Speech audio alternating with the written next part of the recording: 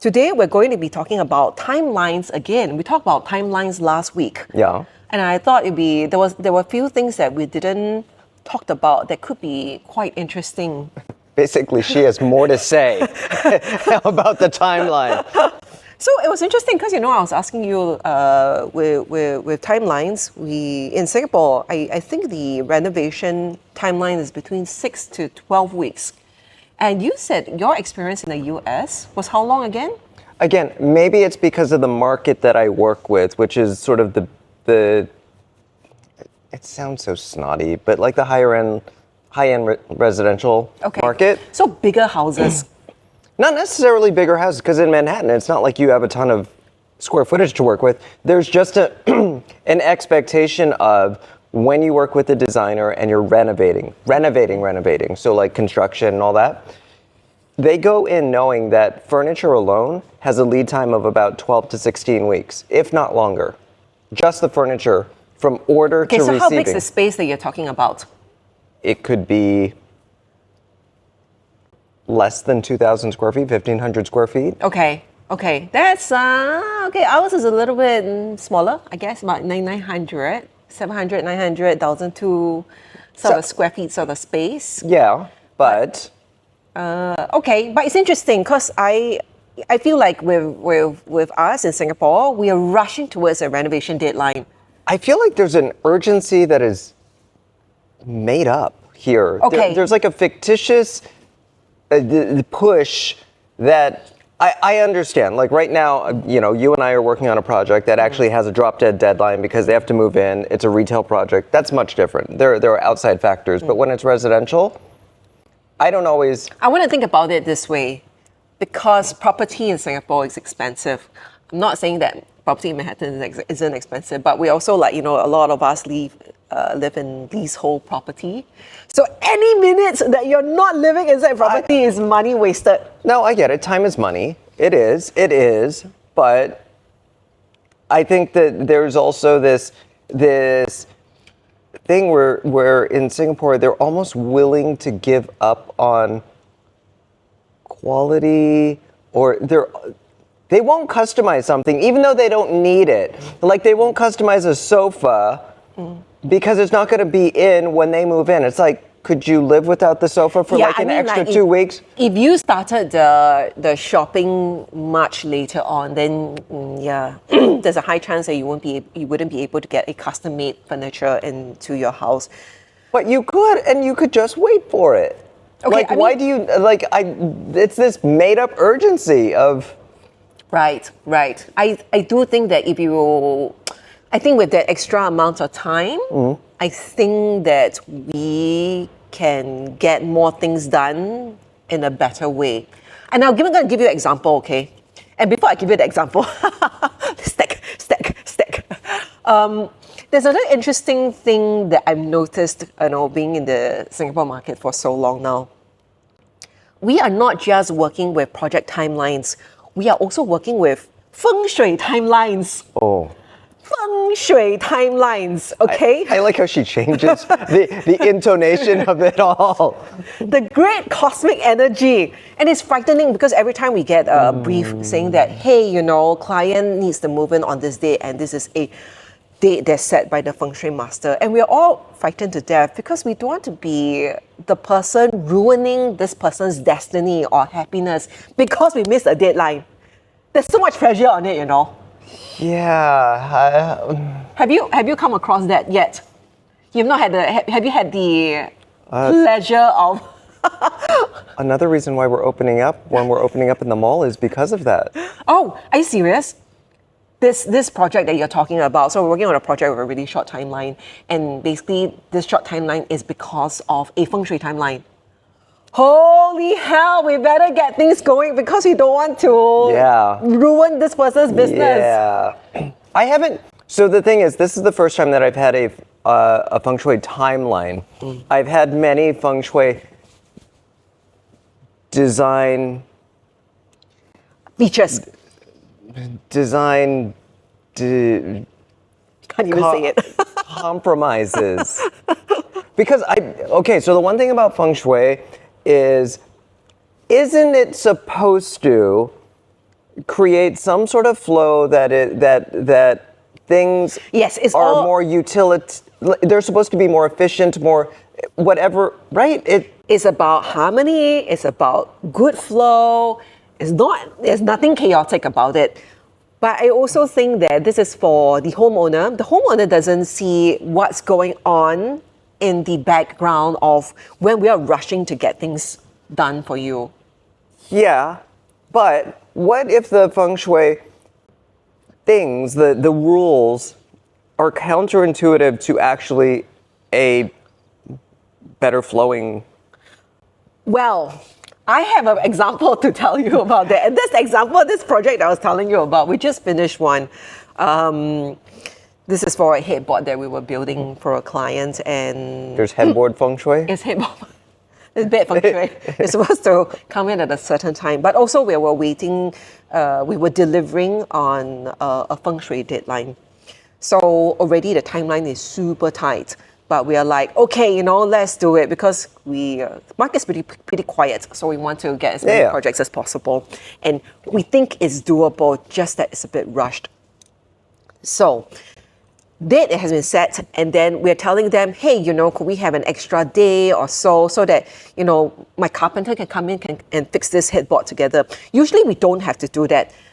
It's just that the features of this headboard, there was carpentry, there was laminate, there was fabric. So it just required a few different things. Yes, a number of materials in it. So, and we would prefer if our carpenter came down and fixed it up ourselves rather than our usual delivery and assembly guys. And they're like, oh no, you can't. It's a feng shui date. You've got to respect the date. And I'm like, okay, sure. So we rushed in, we put it together, and as we had predicted, it turned out pretty bad. It was not done properly. It was not. We delivered lah, but it was not good. So we had to come back a few more times to fix the headboard, and even up till now, it's not been properly fixed yet, because From the start, it was never. Yeah, from the start, it was not. It was not assembled in a way that was good, and also because we were rushing towards that feng shui deadline, there were some finishes that we thought that if we had a bit more time, we could iron this out. So then what are the rules for that? Is it technically not a good feng shui bed now because you had to go back? Because the thing is, if you started it on the auspicious day, the whatever day, doesn't that already say Yes. So I think for them, if we are able to deliver, not counting the days that we had to come back and fix the thing later on, it still counts. I don't know. It's very strange, because it's very painful for us. It's also painful for the homeowner, because they're living through this, do repair, fix, then repair. I don't know. I don't understand how this is good flow or good energy. I've one of my friends, she just built a house, and I remember her showing me the first set of floor plans, and I went through and I was like, why this? This doesn't make any sense. And it was a lot because the doorways facing each other, and I was like, okay, but if you move the door, this becomes a weird dead space. So that's not making any flow better, because now you have wasted space and you're entering into rooms. And there's a really good point. A really good point to make, because feng shui it's also, people say, there seems to be a certain sense about feng shui and interior design and all that. It's supposed to be like good design, but now you're telling me that with certain movements, you're creating dead spots. You're creating problems. You're creating problems because of the feng shui rules that are set in place, which I always think, if you're the master and you know the general ideas of what it should be, shouldn't there be some sort of prioritization of these cosmic rules? Yeah. Because did you hear that? There's got to be some master out there who can chime in on how that all works, because then if the flow then becomes what it shouldn't be, or stifling, or in some way just not usable, then what? I haven't actually heard of a feng shui master who's sort of like, oh yeah, we could try and work on this before. Like basically their rules are quite set. Don't have the doors facing each other. Don't sleep with your feet facing out the door. That sort of thing. I had a client, the last firm that I was with. Clients came in. Did I tell you the story? Clients came in. There was a couple, and they were pre-planning, which was great. Their condo was not going to be ready for like another year, so this was well in advance. But they said, "Okay, we want to work with you guys. Put together the design, and then we're going to have to run it by the feng shui master." And we're like, "Fine." Okay, that took like a couple of months. And again, we had the luxury of time for this one. How much time? There was still it was still a year in advance. Okay. Yeah. But it took 3 months for them to get back. She came back, very nice couple. She came back and she was like, "Not so bad." And then she pulls out the floor plan. It was all red marks everywhere of everything that was wrong. Goodness. And she was like, "Not so bad." I was like, "It looks pretty bad." Okay, I want to know. So this project was when again? When did you get started? Is it completed already? I left the firm before it even got up and running. Oh, so the project's still in discussion. No, it's probably done by now. Okay. I don't know what ended up happening with the whole thing because that's when I had left. But it was just some really strange things again, where she basically said, her feng shui master said, in the West, like you come into your entry foyer and there's generally a mirror there because you're checking yourself before you go out the door. Yeah. Her feng shui master said that there should be no mirrors in the house, with the exception of the bathroom, that are able to see your entire body in. I know why. Anywhere in the house. Anywhere in the house. Okay, that's very strange. Okay, that's very strange. You know why? Because the cosmic energies, the gods up there are saying, you're too vain. You cannot keep checking yourself out in the mirror. You can only do it once, okay? It's better for you. So the rule is that she said we can have slivers of mirror. Oh, interesting. So like, how... A sliver? Like a 2-inch? Well, like a 1 inch, yeah, 2 inch? how it became really popular to do those like reeded panels. Yeah. So she was like, we can essentially put mirror within that, so it's broken up, and you can't in one single piece see shoulder to shoulder. I was like... But that's actually quite an interesting design feature. I know, but not like, super usable.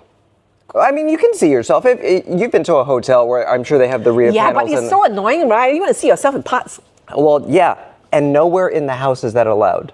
Oh, that's interesting. Which I was like, that can't be good feng shui. I was just like, that can't be very usable for you. I know. Yeah, there's some things where you're like, okay, it makes sense, but in other features, it doesn't make as much sense. Yeah. Anyway, so weird. How did we get on feng shui? Yeah, because we're talking about timelines. But feng shui is like quite fun to talk about because I think with interior design in Singapore, you can't get away from it. Do you have any? Okay, how about in the US? Are there any like some auspicious thing, or like some kind of like good timing, some cosmic influence that Manhattans would sort of go by? I don't think so, and that's a really bad answer. But I don't remember there ever being. I don't remember. No, nothing. Because we had Christian clients, we had Jewish clients, we had Muslim clients. Any Chinese clients? The only set of Chinese clients were before my time. Okay. The Chinese clients. So you do have. No. So I never worked with them. They were before I joined the firm. Okay. But what was crazy is, so this was before, and this is naughty, but like they were rebuilding basically a huge townhouse, and he was like a doctor, and apparently she was very, very beautiful, this woman, Chinese, both Chinese. He created like a separate hidden room just for his like corn addiction. Oh, corn addiction, okay. a whole separate room that she had no idea about. Like Nothing feng shui related, just nothing feng shui related, although I guess it was good feng shui for him to not be in sight. But we should talk about that sometime. Like all the design like secrets that we have hidden. Like you tell your designer something, it stays with your designer. It's like client and lawyer. You know what? Maybe it's good feng shui, like, because like he isn't putting his corn everywhere. Just like, confined to a space where he can enjoy it himself. That's good feng shui also. Like behind a bookcase, behind a wall. Don't scatter the corn energy. Yeah, nobody needs corn everywhere. Popcorn. What? Popcorn. Horrible. Oh, so we were talking about timelines. We sort of move into feng shui, but I'm just like, it's frustrating because we've always had to work under the pressure of feng shui deadlines. It's very annoying. Do you get that a lot? Like lot. I said, this is only my first one, which I think is kind of interesting if you're totally bombarded with it. I would say like about a third of our project requests. Do you think they're real? Are they real, or are they just trying to force you to like... Okay, good question, right? So I think if you work with a feng shui master, I think the master's probably going to give you a few days, not just one. But they like to pick the first available for you? I wonder if that's the case. The first one, so you sort of like just using that as an excuse to as your leverage to push everybody. Yeah. You know that project, that headboard project I was telling you about? So when we were doing delivery, right, everybody was just rushing to fit everything out. Which makes it people worse. were there, people cleaning up the tiles are there, delivering furniture. And so like, and this, Singapore houses are already very small. So people are just elbowing for space and trying to get things done. It's dusty and all. How does the chaos and like the chaotic energy help with the feng shui of it all? Like you just have introduced all of this unnecessary hoopla to a place that could have been calm. I do think that, if you really are a believer of good energy, good vibes, I think that when you move into a house in a calm demeanor, it's better for you, right? You want to move in the house being upset about, paintwork not done properly, chip on the headboard. Is that how you want to move in? Because doesn't it ruin your experience moving forward from then on? Exactly. Like I don't know why I keep thinking about Nicole. We're going to talk about Nicole later on. Okay. Another episode, is it? But for her, she had a very bad experience with this whole house going through. So now, do you think that spoils her own personal feng shui living in this house forever because she's reminded of that time of... I want to know, like, if you are watching this and you have had a feng shui date where people rushed into building and putting everything together for you, how are you living with your home now? Was that feng shui date worth chasing after? Yeah, I don't know. I don't know that we'll ever really know, because it's all about the personal, like what your attitude is towards the process, towards the finished product, towards everything. I don't know. All I have to say is you guys need to like extend your timelines and think more reasonably about things. And if your feng shui master gives you 2 days, go for the later one lah. Don't rush for it. I don't know why you want to rush. You spend so much money on the renovation already. Why you want to rush through things? Do it right. Because the last thing you want to do is rush through it and then you get shitty work out of it or mistake. That's when mistakes happen. And don't give such tight. So even not just a date, even a time range, like don't give such a tight time range for delivery, because a lot of things can happen. A lot of things. Yeah, or like have it come earlier. Then if you need to put a bed at a certain time, then arrange for a separate date to put it lah, no, right? Yeah. That's, right. I mean, there are ways to work around everything without having to make everybody's lives crazy. I know. Yeah, perhaps right. That's what I'm thinking. It's a cosmic energy. Feng Shui is probably a practice in patience. So like, if you miss a date, you miss a date, law, right? Perhaps that's the thing that you gain out from this. I'm pretty sure Buddha said the same thing. Feng Shui doesn't believe in Feng Shui. Wrong religion. Somebody said, but every and regardless of the religion, there's always a level of find your inner peace, find Yes. so I think it's just, people just have to prioritize where their peace is. And do they really think that their peace is on a drop dead date? Well, I think the question is that, do you even prioritize peace in the first place? Maybe that's not a thing for you. And you know what? This weekend, we are going to find our peace, okay? Are we? We are going to try and find our peace before don't know. our project handover, okay? No, it's going to be a good week, because this week we're going to install our things. We're going to have a good week. It's going to be awesome. Yay! Putting it out there into the universe of goodness that it's going to be good. Yeah. It's going to be good. Yeah. And we'll recap next week and tell you how it all went. Yes, we will. We'll see you soon. Bye, guys.